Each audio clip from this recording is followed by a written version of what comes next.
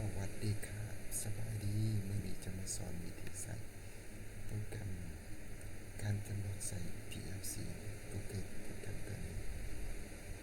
เรามาเบิ่งกันเลย Mitsubishi การจำลอง PLC สตาร์ทเลยตัวนี้มันน่ารักมันว่า Let it learn the PX series PLC การเริ่มเนี่ยเกี่ยวกับโปรแกรม FX Series PLC ตัวนี้จะเป็นบทนำมันจะเป็นบทนำนี้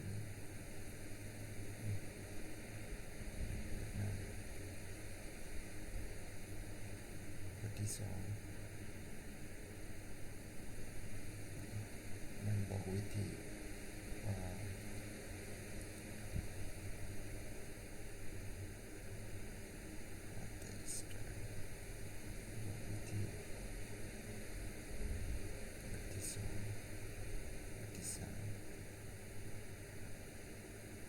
กับ PLC ตัวนี้การเขียนรายละเอียดตัวนี้การควบคุมตัวนี้แม่เครื่องจักรที่เราจะควบคุมจะเป็นเซนเซอร์มอเตอร์โซลินอยด์อันนี้จะเป็นพวกสวิตช์รถไฟอันนี้การเขียนรายละเอียด Input Output Output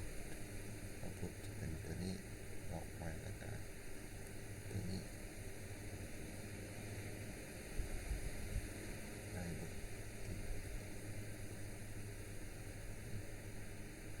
มันบอกว่าเทรนนิ่งเราเขียนจะได้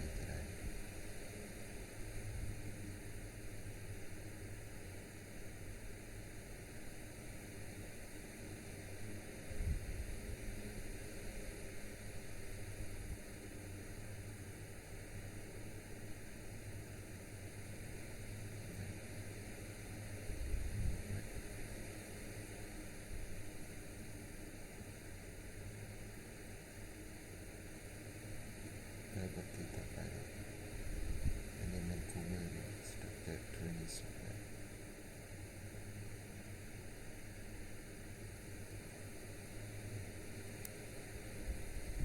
เรามา Choose Score Training บอกว่า Training Screen Configuration และ The Program Array I/O Image Table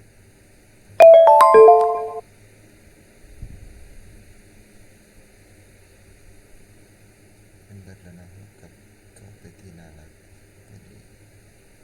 Beginner Basic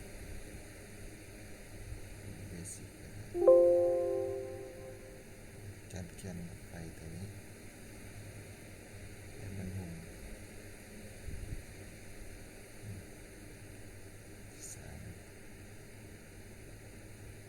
เป็นอันนี้การเขียน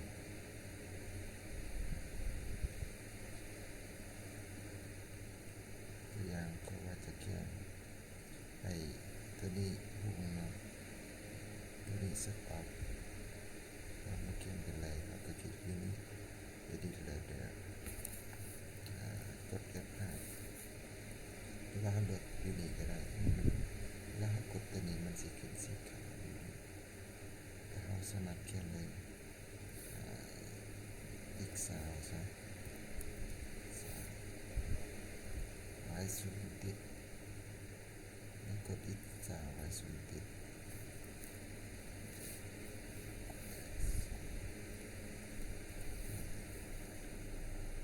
แล้วกดตัวนี้มันจะ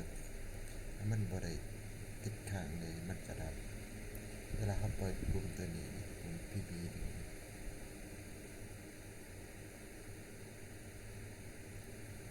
จะให้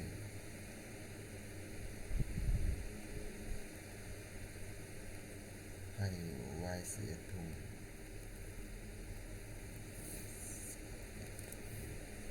เราจะมาอินเตอร์ล็อกมัน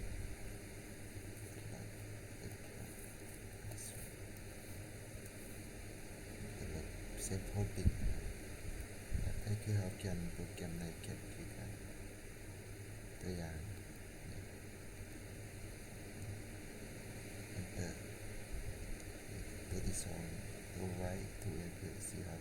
ก็มาจำลองมันเลยมันบ่มียังเกิดกับผิดพลาดมันจะขึ้นสีขาวอยู่นี่กดเลย Operation สีไว้ใส่ถึงตัวนี้เอากดไปมันจะติดเลยพยานนี้กดได้ดีมันจะติดเวลาไปมันจะดับตัวนี้กันให้จะบริษัทตัวนี้edit เมื่อตัวนี้มุ่งกดปุ่ม stop อีก21 stop ตัดการทำงาน21เมื่อ x กด x ปุ่มรถไฟไว้สาวจะติด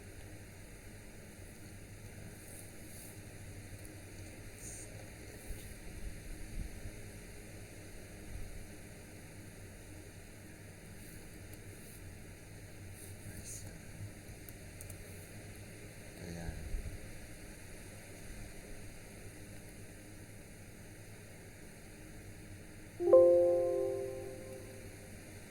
เลยปุ๊บมันจะหูปั๊บแล้วก็ตัวนี้มาเซฟโฮลดิ้งกันมันจะติดทุนเลย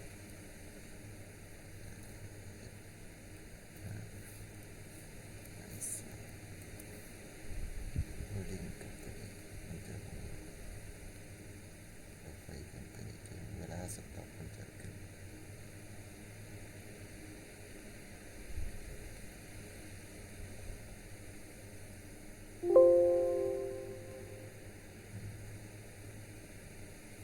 ปุ๊บ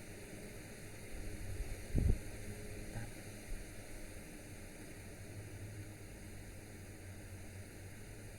ไม่ทราบแล้วก็ไว้หนึ่ง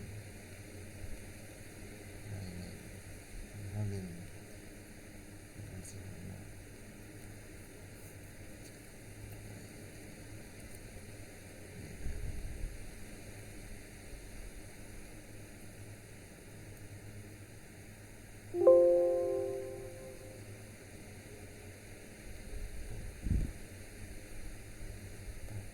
มันสิสต็อปมากดปุ่มสต็อปต่อไปตัวนี้มันจะปั๊บปั๊บว่าได้แล้วต้องโหลดใหม่ก่อนมันจะมีปั๊บปั๊บปั๊บปั๊บปั๊บปั๊บปั๊บอาจจะเป็นบทเรียนที่สองเลย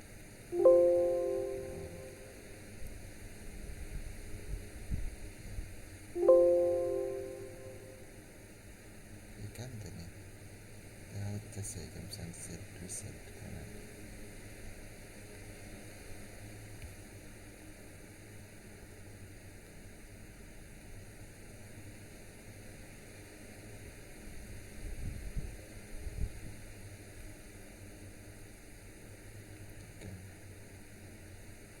เราสามารถทำอยู่ในนี้ได้เราบอกหาสูตร PLC มากดกด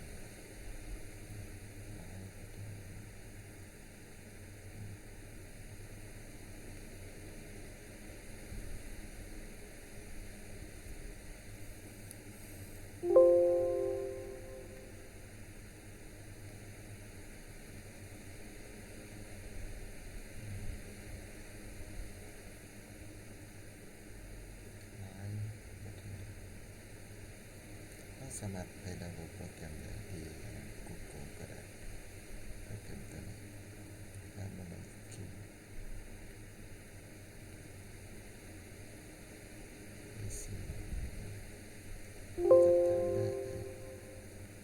เอาควบคุมตัวนี้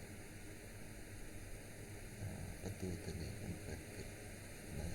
มันจะก สามารถเขียนได้อยู่นี่ตัวนี้ทำแนะนำวิธีเขียนเราสามารถเขียนตามนี้ได้หรือว่าเราสิออกแบบเองเมื่อเอาหูตัวนี้เราสามารถออกแบบเองก็ได้เราบอกให้เขียน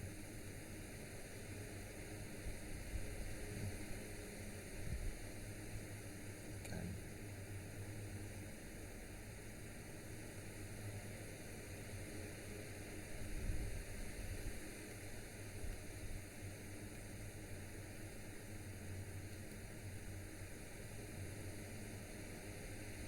การแบบนี้อันนี้ไปกับที่ตัวนี้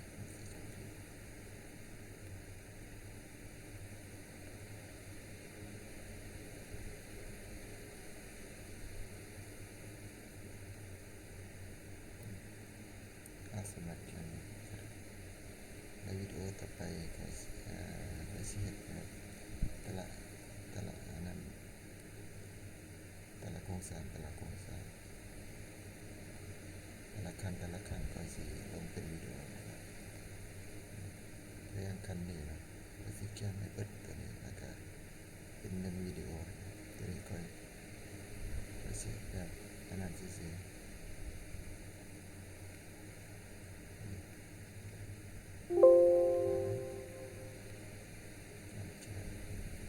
ก็คุมตัวนี้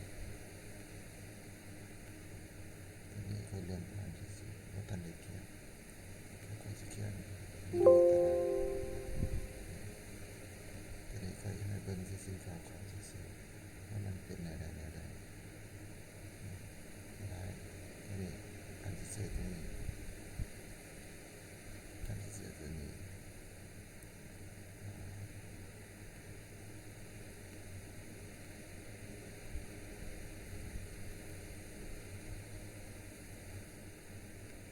ไฟจราจรตัวนี้มาสมัครเขียนก็ได้ไม่ยากไฟจราจร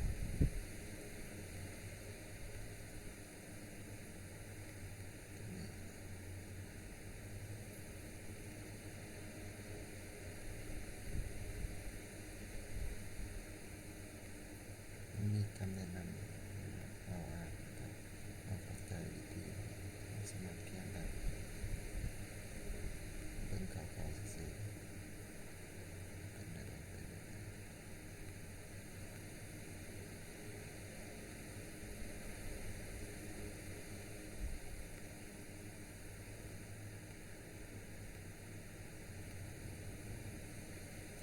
ตัวนี้จะเป็นเริ่มการเรียนเบสิกเริ่มขั้นพื้นฐานตัวนี้สิเริ่มขั้นต่างๆตัวนี้เริ่มอันนั้นเขียนเองตัวนี้มันสิยากแน่ตัวนี้แต่ถ้าเราเข้าใจเราก็สามารถออกแบบได้ระดับอินเตอร์มีเดียตัวนี้แอดวานซ์การเอาไปมันสิยากถ้าเข้าใจเราสามารถเขียนได้อินเตอร์มีเดียไฟแดงไฟเขียวมาแล้วก็แต่ปุ่มเดียวรักษาที่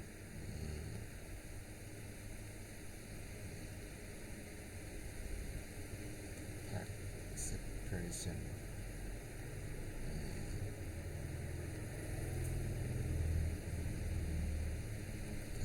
deleting change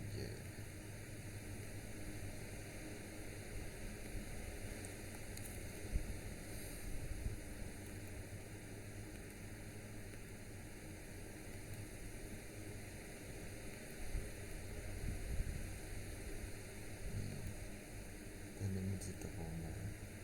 แล้วมันสิพันสิบเจ็ดแล้วมันสิลองเสร็จก่อนตัวนี้เป็นหุ่นเป็นใส่แล้วตัวนี้ตกลงมาเมื่อทำตัวนี้แล้วก็มาคือแล้วตัวนี้มันสิใส่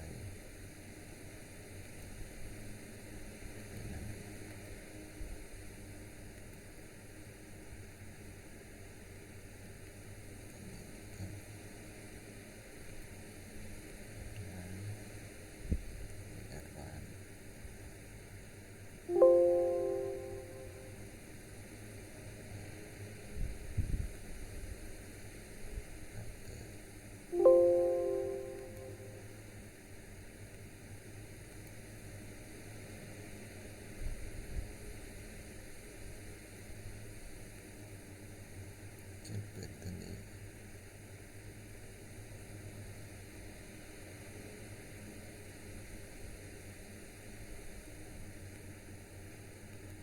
ฮ็ดเป็นวิดีโอนะอันนี้ก็ยังเป็นเด็กก็เขาเห็นซื่อๆ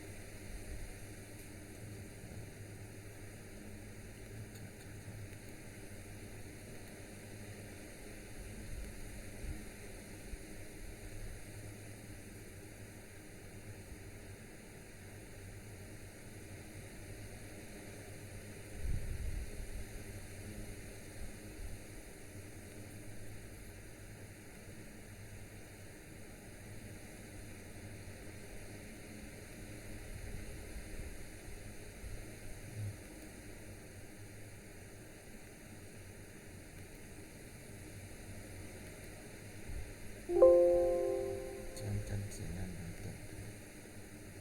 มันเป็นจะได้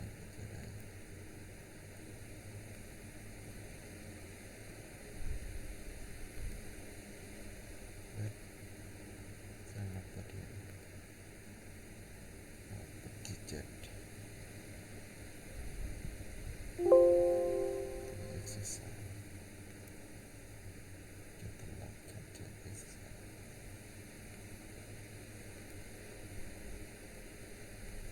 กับณเทอมนี้เรามาศึกษาตัวนี้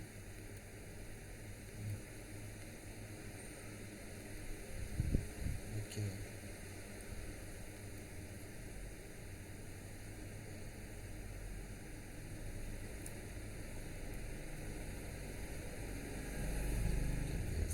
เขียน GT